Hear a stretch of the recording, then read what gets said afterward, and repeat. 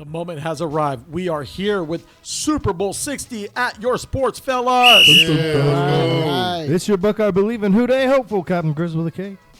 Hey, representing the Raider Nation, Jayhawk repping, your boy Big Dog. And straight out the DMV, repping for the burgundy and gold and always staying true to Tar Heel Blue, Mr. Brett. This is your Rocky Mountain High hiding in the snow host, Carlos in the house. We are here, you guys. We will talk a little bit about Super Bowl 60. Also, we're going to talk about NBA Slam Jams, their Hangry Polar recaps, and on the next show, we will talk about Drizzle and Lowe's Players of the Year, and the Who's Hot, Who's not of the year as well, and the Bras We Don't Know of the year as well. Sports Fellas Red Hotline, in the Quiet Pillow Football Talk, Best Talk, and as well as The last word of Don. that will keep continuing. So before we dive in, let's go ahead and take a quick pause and thank our following sponsors. Hey guys, why don't you check out She Barber Cuts Barbershop and give Markeisha Brown, the licensed professional barber there, a call at 316-218-3566 for all your haircut needs. She's got cuts for kids, adults, and for those looking for the good one, the deluxe with beard trims, wash, and hot towels. So don't forget to give Markeisha a call at She Barber Cuts and see her at 2319 North Ridge, Barber Suite 6A here in Wichita, Kansas. All right, so a quick recap in the college national championship. You have your Indiana Hoosiers first-time national championship. Real quick recap, Chris, what'd you think of the game? Yeah, I think the Hoosiers came out. I think Mendoza settled on being the number one overall pick. So good job there, Don. And they made a statement. First one ever. Way to go, Hoosiers. Yeah. The results happened the way I expected them to happen. Miami played a good game. Carson Beck's been in a little too long. And Mendoza, he proved why he's the number one pick. And while everybody's saying otherwise, I do believe Mendoza's going to be a Raider for the number one pick. Yeah, Mendoza did his thing. I mean, it was a good game overall. I mean, Miami had fight in him. It wasn't a runaway, and that's what I like. Although I really did want Miami to win. That's just old school me. Simple game. It was great, Brett. I mean, overall, Mendoza again. Tom Brady in the house. Everybody was there. They're eyeing their number one quarterback. He's got charisma. Wish you the best, and we will be talking about him in the time and future to come. Right. All right, so let's go over to the NBA Slam Jam, the Eastern Conference. We have the Detroit Pistons holding down still first in the conference, as well as the New York Knicks and the Toronto Raptors. That's a change of events. Western Conference, we have the Thunder still in first place, your champs. The San Antonio Spurs and the Denver Nuggets. Now for the cold and breeze, Hangry Polar recaps. In the Eastern Conference, we have the Tampa Bay Lightning. We have the Detroit Red Wings and the Buffalo Sabres. They're making some noise. On the Western, we have the Colorado Avalanche still holding down to first place, the Minnesota Wild, and the Dallas Stars. Okay, let's go ahead and take a quick pause and thank our following sponsors. With spring here and all the storms on their way, you need to make sure you have the proper home, auto, and all your properties insured. We here at Razor Cut Information just can't get enough of our favorite insurance man, Ernie Ruelas. Please visit Ernie and his State Farm agency at 11330 East Central Avenue, Suite 400, Wichita, Kansas, 316-682-2300. Thank you so much, Ernie. And the moment has come. Super Bowl 60 in Santa Clara. We have the NFC champs, the Seattle Seahawks, going against the AFC champs, the New England Patriots. So let's dive in a little bit on both sides. Let's kick off with the AFC. So we had the New England Patriots defeating the Denver Broncos and therefore advancing to their 12th Super Bowl appearance. Chris, tell me a little bit about how you saw that game played out. Some people might have said there was some bad refereeing calling, but they've been saying that most of the playoffs all the way around. I think it was a little bit lower scoring on really overall, but more so on the Patriots side. I think we expected a little bit more show from them, but that does show how good that defense was for the Broncos this season. And they still almost pulled it off, even with Jarrett Stidham, I guess, throwing a backwards pass that wasn't a backwards pass that didn't wind up being a touchdown. Anyway, so I think the Patriots, Vrabel has put a winning culture there. He's a winner. and they're rocking it. Drake May looks awesome. Yeah, I don't know. I mean, they've been killing it. For me, I feel that Jared Stidham proved why he's never going to be a starter in the NFL. And Again. Oh, shit. Here we go again. And right now, it just he looked good that first drive, and then after they made the adjustments, he just couldn't seem to get things right. Not to take it anyway from the New England defense. He just looked like he just couldn't get it together. And then, Sean Payton did shoot himself in the foot in the game, making some questionable calls that he should have took the points, which could have made a difference in the game. And to me, it's because of the New England defense is why they won that game, because I really wasn't impressed with Drake May. That don't impress me much. He may have got some plays down the stretch, but it just these last two games, he hasn't looked very good at all. And it's that defense that's been that saving grace for them to get the wins they won. Yeah, to me, it was a sloppy game through and through. Such an idiot. Let me see what your best move is.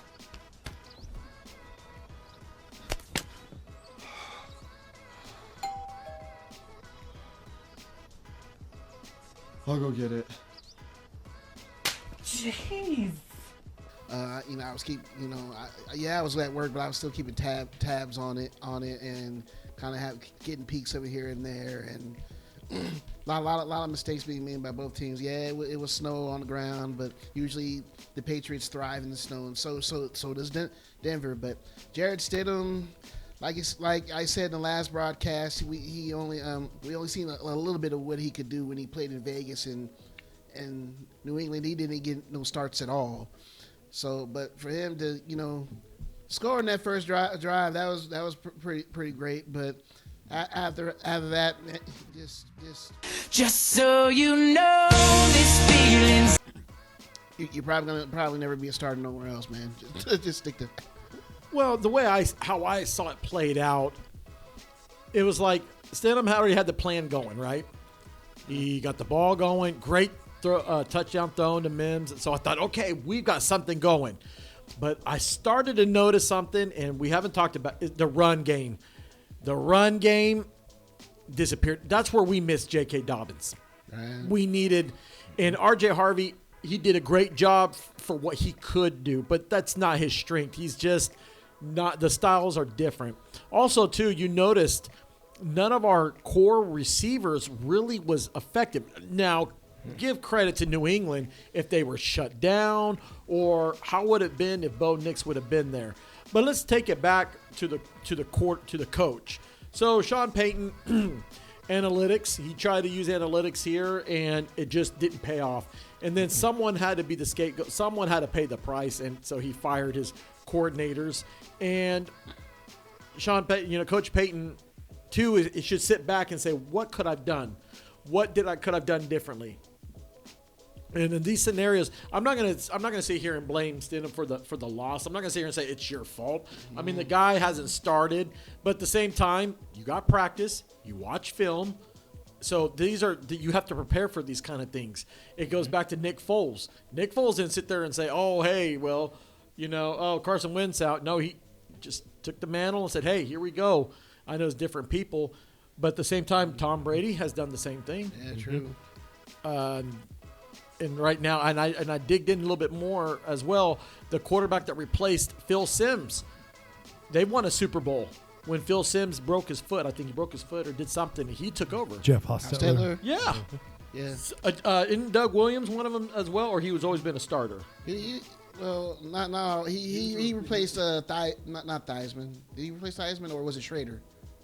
Yeah, Jay Schrader is who he replaced. Okay, Theismann, yeah. but so it's different. It's different. I got to hand it to Coach Vrabel for just keeping. It was the defense that won him the game. Go, D, let's run these numbers up. I want to say Josh McDaniels. I'm not going to sit here and praise him for it, but great way of scheming them and then just breaking down Denver. Their edge rushers, they bit on that last play. And, hey, the famous bootleg. I remember when John Elway used to do that. It was a nightmare. But I got to hand it to New England.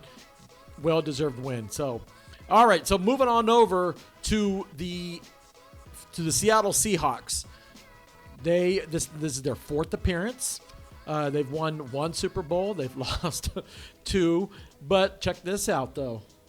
Check this out. They beat their arch rival, the Los Angeles Rams. I don't know which it's bigger rival, them or the 49ers. They go neck to neck. But let's talk about them real quick. I'll kick it off with you, Brett. How'd you think of the game?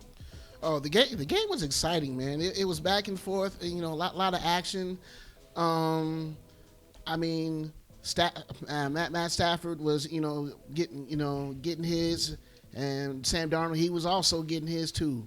And there could have been, and then there was a couple of times in the game where you saw a couple of just bonehead plays, especially from the guy that went to the, I forget his name, for Seattle. He went over to the sideline, taunted them. That could have cost the game. And then I feel like if Puka Nakua's knee went down, they probably would have had a shot of maybe winning at the very last drive of the game. But that's how. But it was back and forth. It was exciting. And then Walker on Seattle was. I mean, he was just doing his thing, man, plowing through that LA Ram defense. Yeah, this game went exactly as I expected. High scoring, high flying. You have 2 prolific, offenses going at each other. And, both of them have pretty good defenses. And with them being divisional rivals, those are games that can go either or. And, Seattle looked like they thought they'd pull away, and the Rams would pull right back in it. I mean, so it's like you don't know who was going to stop who. Because at some point, the defenses were keeping the offenses in check at the first part of the game. But then after the second half started, that's when the offense started letting go, and the defense couldn't seem to stop nobody. So both sides are scoring. So it was just a matter of who had the ball last and whose defense can step up and get the stop. And right then, Seattle's the defense did it, and that's why they won. Yeah, that third quarter was it was so fun to watch. Man, that. Just boom, boom, boom, 14 points scored each way. Mm-hmm. And I mean, watching that quarter, you're like, oh, this score is going to be like a college basketball score, like 65 to 70 type deal. And then nobody scores for the last 15 minutes of the game, which you're just like, what? This is wild. Yeah, and I count me in one of the naysayers on the Seahawks at the beginning of the season. I did not believe in Sam Darnold. You have proved me wrong. Nobody. He looked phenomenal.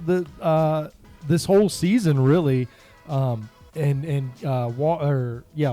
out there, he started taking off running. Goodness gracious, that kid's plowing, man. He was breaking ankles and Jackson Smith and Jigba, dude, God, he has stepped into that top tier of. I mean, now we know why Metcalf was let go and Lockett, because they were like, oh, what do we need? And dude, to watch Cooper Kupp score that, essentially what became the winning touchdown, because it was the last point scored by the Seahawks and they won, and he fought for, you know what I mean? And then, a lot came out, I feel like, with how the Rams had kind of like naysayed Kupp. Well, look at it like this. I don't know if you guys heard those rumors, but look at it like this, Chris. The deal is that Seattle, this was a juggernaut match. It was the bona fide 12th man was the key factor as well. I mean, you got to hand it to Seattle fans. Shout out to you guys. Wow, it's fun. I've been there, so I know what's all about. It is loud. It is loud, and those fans are just crazy. They're just awesome. But look at it like this. What Don said as well, and Brett here said a minute ago, this was like a Rocky IV match. 2 juggernauts going at it with each other. You got a Super Bowl experienced quarterback against a quarterback that's great, but then would not do well on the stretch. What the schemes has changed, but let's talk about also too how Kimball Walker stepped up, because Zach, was Zach Charbonnet, is that how you say his last name? Yes, your name. Yeah, Charbonnet. Okay, Charbonnet. Finally, with him going down with the ACL, I thought, oh, Kimball Walker, is he going to stay consistent? Nope, he took care of business. When I needed the tight ends to come through, AJ Barner came through. Yep. Okay. And then wide receivers, Cooper Kupp. Yes. Yeah. Yes. And let's talk about that, Chris. Here's the deal. They let him go because, we got Puka Nacua, and then we got Davante Adams. We don't need Cooper Kupp. Okay, cool. Isn't that a sweet story? You let him go, and now he's going to the Super Bowl. Yeah. Well, and there's been rumors that the Rams were telling other teams like, nah, he's washed up. Don't go for him. Like, don't pick him up. Which who knows what happened there? But I mean, for him at least, like, goes to the division rival and then beats the team he won a Super Bowl And with. he was the Super Bowl MVP. Yeah, Yes, and he who was. knows? Maybe he'll be again. Now, okay. It could happen. Even being the back, But you the know who's 2 or also 3 an option. unsung hero that also too is the defense Oh, for the Lawrence defense. for leaving Dallas to go to, and he said it on the record. Oh, I'll never win a Super Bowl, and I can't wait. You got to stay exclusive for and we'll talk about the live show in a little bit, but. All the Dallas fans, you guys for some kicking reason, themselves. you guys let go of this defense, and look what happened with DeMarcus Ware. Left there, came to Denver, got a ring. Yep. Now this guy here has got the opportunity. Left Dallas, maybe get a ring, but also too, not just DK Metcalf and Lockett, for them to let go of Russell Wilson. This goes further away. Everyone's getting away for their identities, and that's why I'm not hating against New England, because now it's not about Bill Belichick or Tom Brady. This is a new era. I love Coach Vrabel. I love his energy. I feel he is with the team. Gotta love it. Well, hey, let's don't count out either Coach McDaniel as well. What is he doing out there? What's his formula of success? So, I mean, there's a lot going on right now that's like, man, like this is great. I mean, could you imagine if DK Metcalf could have still been on the team? That would have been awesome. Yeah. But also, I bet he would. Yeah. He was But still on the no, team. forget DK and all that. Let's look at this. With them letting go of Russell Wilson, look all the pieces they have been able to get from that deal with Denver. Now Denver, I mean, they're starting to see the light a little bit. They're starting to get their things going together. And thank the Raiders for taking Geno Smith, which drew them to go get Oh yeah, there you go. Sam Darnold. Yep. And now look at Sam. Geno Smith wouldn't have done that for them. No. And look what he did for us. We'll talk about that later.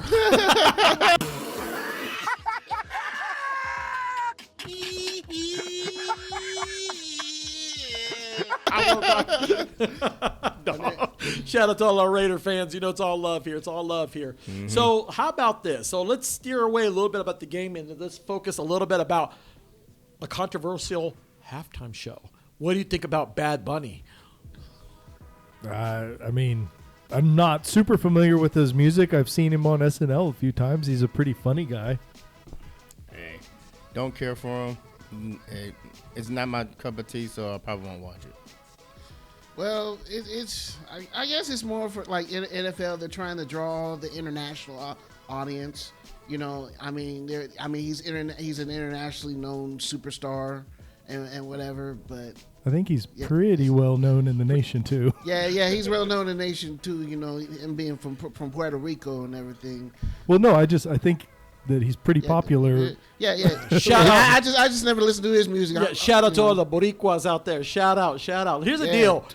Halftime show, the ratings are going to go off the charts. I'm calling it right now. That's what I think. I mean, what's going to happen is when halftime starts, everyone's going to be ready. He's as big as Taylor Swift in the world. I mean, maybe not quite that big, but he's right there by her. Oh, no, I think there's neck I mean, to neck. throughout the world, like including the U.S., He like sells he out. is still very popular. He just hasn't performed here He sold out a recently. concert in Afghanistan, bro. It was sold out. Say what?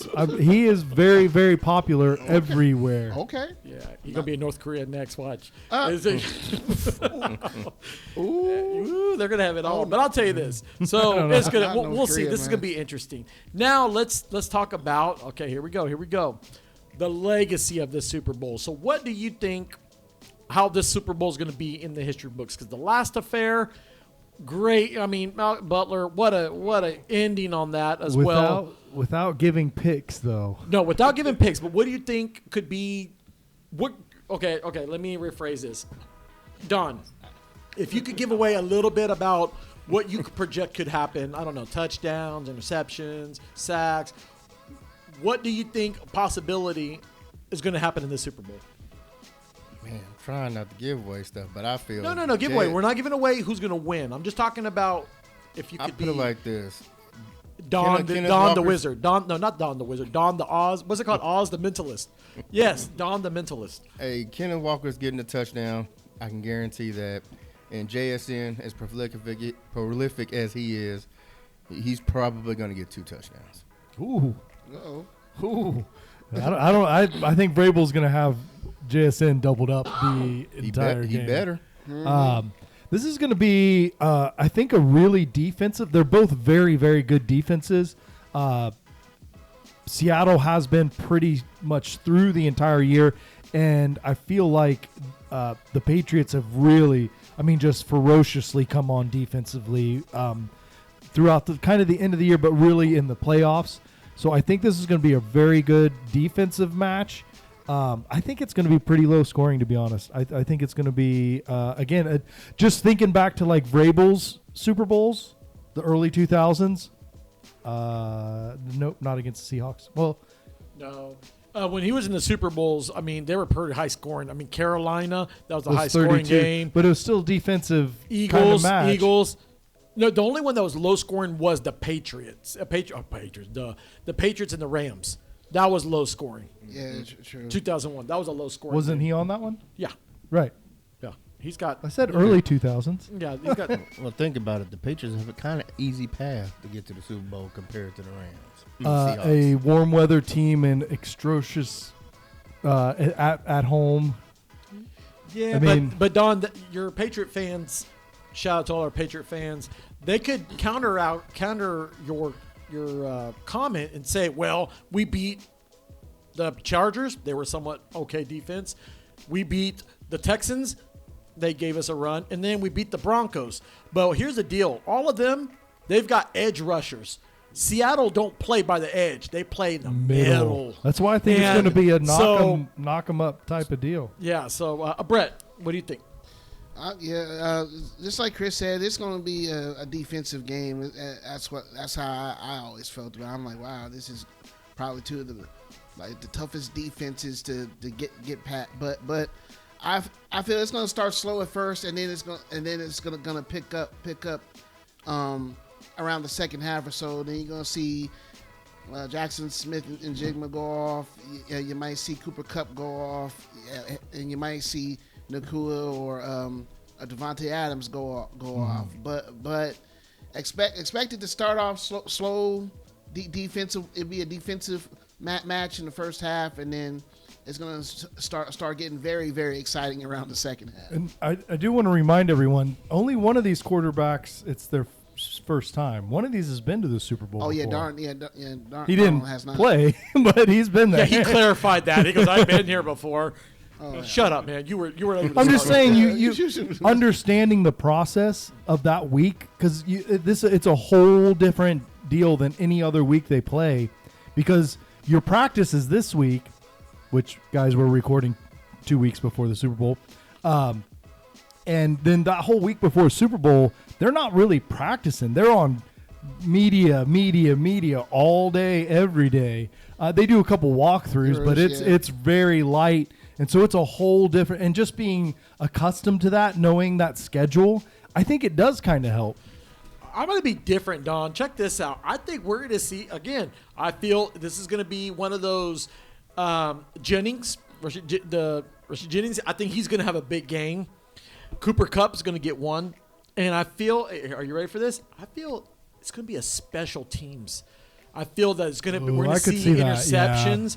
We're going to see maybe strip. Oh, definitely going to have a few turnovers. Yeah, turnovers. Yeah. But here's the deal. Drake May, I'm calling it out right now. Drake May is going to struggle in the Super Bowl.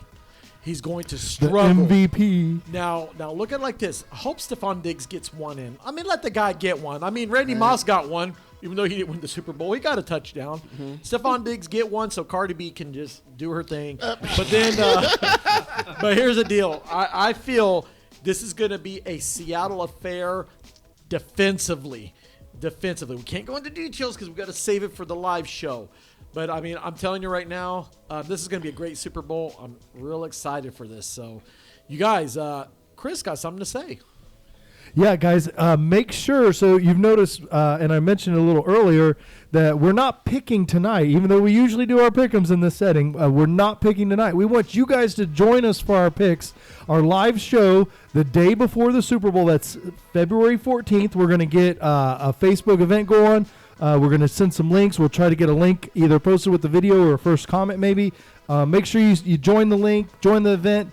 We hope to see you guys. We want you to see our faces. We want to see your faces, and we want to talk Super Bowl and whatever other sports you guys are looking at. We might have a game going on in the background, NBA, college, something like that.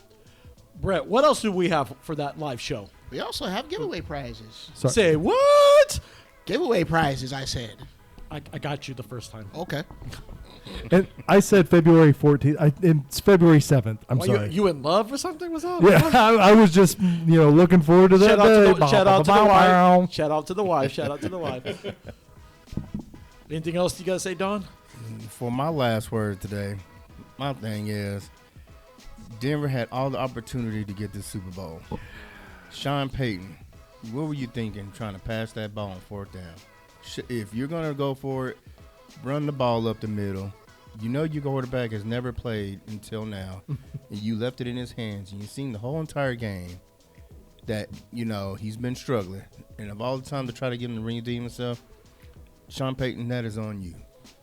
And this is why you're not in the Super Bowl. All these moves you try to make, to try to, cut people off and not getting certain players or drafts. See, now the joke's on you. Now y'all sitting on the couch with everybody else. So just think about that this offseason. Oh, I sorry, I was too enraptured by listening to Don's last word there. Last word is referees. Let's pull the head out the booty and get some of these right calls. I've seen too many 3 days later. NFL says, yeah, that call that ruined it for the other team. We messed that up. Sorry, guys. Maybe next time.